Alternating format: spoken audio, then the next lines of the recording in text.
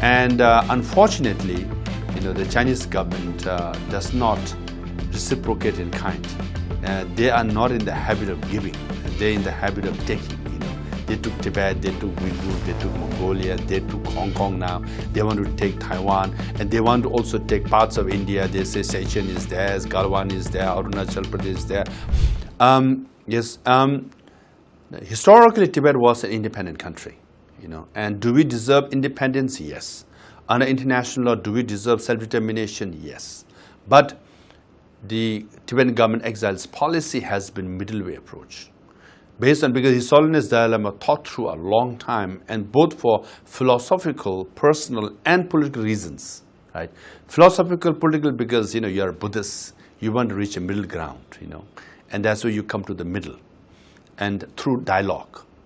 Political reasons because it's very difficult for, let's say, for India or America or other countries to support independence, because you have signed a bilateral agreement or treaties with China, respecting China's sovereignty and territorial integrity.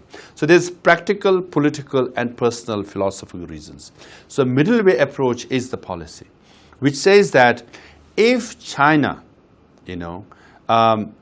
does not repress and discriminate Tibetans, we will seek genuine autonomy within China. We will not seek separation. So that's a compromise. And unfortunately, the Chinese government does not reciprocate in kind.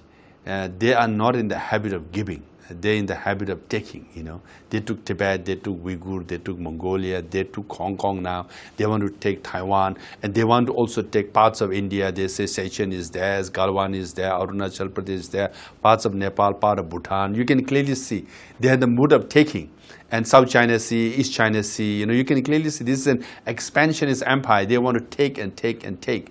And then His Holiness is saying, hey, let's give and take and come to the middle. And unfortunately, so far, Chinese government has not agreed. And that's why we have this stalemate. We are doing pretty well, those who are in India, Nepal, and Bhutan. Now, in the West, there's a bit of a challenge, So they are in different European countries or in America or Canada. They are in different education system. But now the younger generation are becoming more aware, and they're paying more attention. We have a lot of summer programs to come to India, and then weekend programs teach them Tibetan language, Tibetan culture, values, things like that. So if you compare to other exile communities, for example, there are around 35 million political refugees in the world. There's 7 or 8 million Venezuelans and 4 million Iranians, and you just go down a couple of million Afghans and you go down the list. Tibetan government exile is the most efficient government. There is no government exile among all the exile communities, because I've written a book now, it's coming out next year. I've done research on this. I give a lot of workshops to other communities. Because we run our own schools, own hospitals, own bank, things like that, our offices around the world.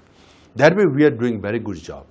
Having said that, are there some younger generation, who are confused, who are lost? Yesterday I had a event in Bangalore, and often I get this question from younger generation. There's identity, I don't want to say crisis, but who am I? Am I Indian, or am I, Tibetan, and I'm American, or am I European? There's identity. I always tell them, you should not feel like that.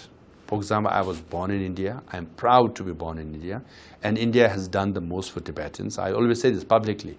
But I was born a Tibetan. I'll die a Tibetan.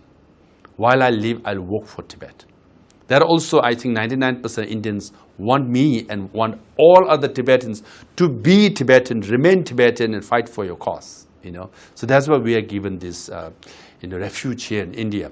Similarly, in Europe and America, they should not have this identity crisis at all. You are a Tibetan, and you should work for Tibet while you live, and then you die a Tibetan. So sometimes in this, this Gen Z identity, all that, then there's a bit of confusion, and then sometimes they lean more towards India, or become Indian, or more European, or Americanized. But after some time, they all come back home.